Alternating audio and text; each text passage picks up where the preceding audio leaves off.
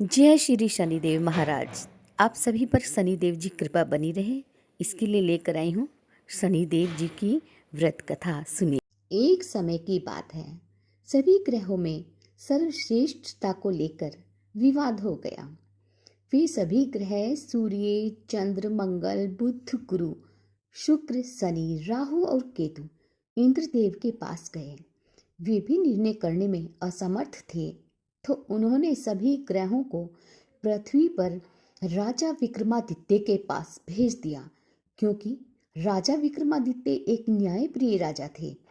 सभी ग्रह राजा विक्रमादित्य के पास पहुंचे और अपने विवाद के बारे में उन्हें बताया। राजा विक्रमादित्य ने सोच विचार के बाद 9 वस्तुओं स्वर्ण, रजत, कांस्य, पीतल, सीसा, रांगा, जस्ता, अकबर, अभ्रक और लोहों से सिंहासन बनवाया और उन्होंने क्रम से उन सिंहासनों को रख दिया और उन पर सभी ग्रहों से बैठने के लिए कहा। साथ ही राजा ने ये भी कहा कि जो सबसे बाद में बैठेगा वह सबसे छोटा ग्रह होगा। लोहे का सिंहासन सबसे अंत में था, जिस वजह से शनिदेव सबसे अंत में बैठे। इसी कारण वे नाराज हो गए और उन्होंने राजा विक्रमादित्य से कहा कि तुमने जानबूझकर ऐसा किया है। तुम जानते नहीं हो कि शनि की दशा आती है तो 2.5 से 7 साल तक होती है। शनि की दशा आने से बड़े से बड़ा व्यक्ति भी विनाशकारी हो जाता है, उसका भी विनाश हो जाता है। शनि की 7.5 आई तो राम को वनवास हुआ। रावण पर शनि की महादशा आई तो उसका सर्वनाश हो गया। अब तुम सावधान रहना। कुछ समय बाद राजा विक्रमादित्य पर शनि की महादशा शुरू हो गई। तब शनिदेव घोड़ों का व्यापारी बनकर उनके राज्य में आए। राजा विक्रमादित्य को जब पता चला कि एक सौदागर अच्छे घोड़े लेकर आया है, तो उन्होंने उनको खरीदने का आदेश दिया। एक दिन राजा विक्रमादित्य उनमें से एक घोड़े पर बैठे तो वो उनको लेकर दूर जंगल में भाग गया और खुद कहीं गायब हो गया। अब राजा विक्रमादित्य का बुरा वक्त शुरू हो गया था। भूख प्यास से तड़प रहे थे। तभी एक ग्वाले ने उन्हें पानी पिलाया तो राजा ने उसे अपनी अंगूठी दे दी।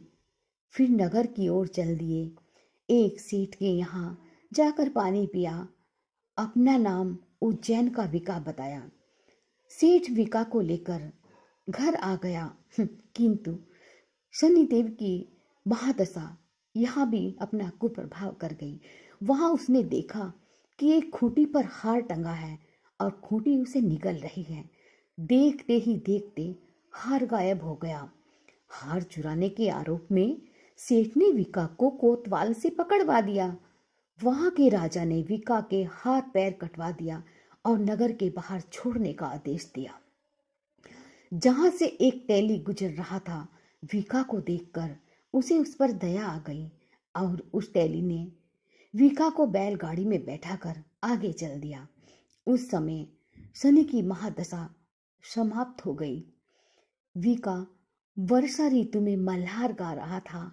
उस राज्य की राजकुमारी मनभावनी ने विका की आवाज सुनी तो वो मंत्रमुग्ध हो गई और उससे विवाह करने की जिद कर बैठी। हार कर राजा ने अपनी बेटी का विवाह विका से कर दिया।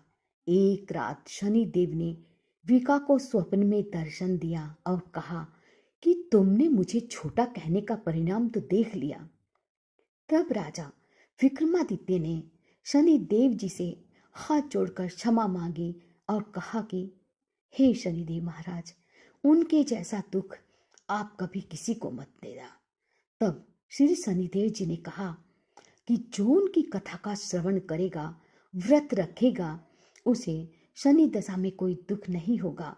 शनिदेव ने राजा विक्रमादित्य के हाथ पैर भी वापस कर दिए।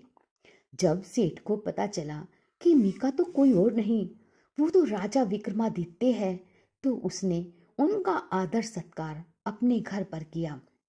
और अपनी बेटी श्री कंवरी से उनका विवाह कर दिया। इसके पश्चात राजा विक्रमादित्य अपनी दोनों पत्नियों मनभावनी एवं श्री कंवरी के साथ अपने राज्य लौट आए, जहां पर उनका भव्य स्वागत किया गया। राजा विक्रमादित्य ने कहा कि उन्होंने शनिदेव को छोटा बताया था, जिसके परिणाम स्वरूप उन्होंने इतना दुख और कष्ट झेला, लेकिन वे तो सर्वश्रेष्ठ हैं। तब से राजा विक्रमादित्य के राज्य में शनिदेव की पूजा और कथा रोज होने लगी।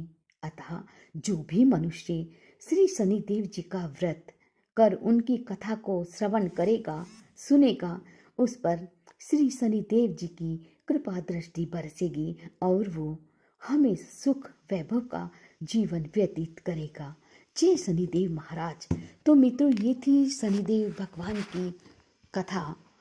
यदि आप भी हमारी ऐसी अन्य वीडियो देखना चाहते हैं तो हमारे चैनल को लाइक, शेयर व सब्सक्राइब अवश्य कीजिएगा।